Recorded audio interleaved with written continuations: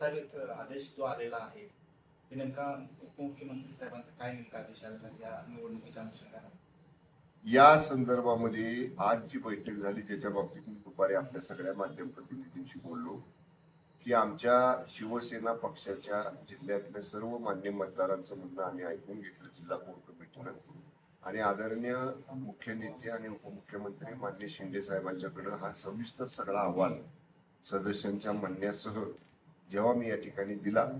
त्यावेळी आदरणीय एकनाथजी शिंदे साहेबांनी ते सगळं ऐकून घेतल्यानंतर मला सांगितलेलं आहे की आपल्याला महायुतीचंच काम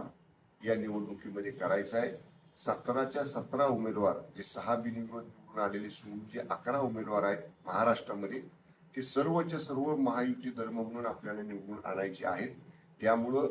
शिवसेनेचा आदेश आहे, मुख्य नेत्यांचा आदेश आहे की आपण सगळ्यांनी या निवडणुकीमध्ये महायुती म्हणून जी जागा सातारा सांगलीची भारतीय जनता पक्षाला सुटलेली आहे भारतीय जनता पक्षाच्या उमेदवाराला निवडून आणायची सगळ्या ताकदीनं तुम्ही प्रयत्न करायचा आहे. एकही मत आपलं इकडं तिकडं जाता उपयोगाचं नाही याची सुद्धा दक्षता जिल्ह्याचा पालकमंत्री म्हणून तुम्ही घ्या आणि सर्व सदस्यांना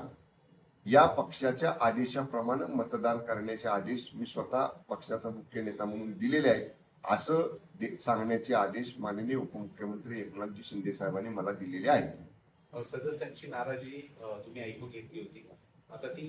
नाराजी आता कशा पद्धतीने त्यांना म्हणजे सांगितलं जाणार आहे जे मतदार आहेत या बाबतीत सुद्धा मी आदरणीय शिंदे साहेबांना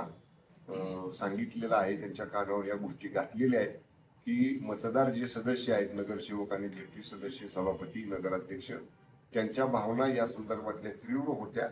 तरी देखील साहेबांनी सांगितलेलं आहे त्या भावना जरी त्यांनी व्यक्त केल्या असल्या तरी पालकमंत्री म्हणून तुमची जबाबदारी आहे तुम्ही सगळ्यांच्या शंका निरसन करा आणि समजा काही गैरसमज असतील तर या मतदानानंतर निवडणुकीनंतर एकत्र बसून ते सोडवता येतील. सगळ्या सदस्यांनी कुठलाही किंतु परंतु मनात न ठेवता महायुती धर्म पाळून या जागेवरती भाजपच्या उमेदवाराला विजयी करा अशा पद्धतीचे आदेश मान्य शिंदे साहेबांनी दिलेले आहेत.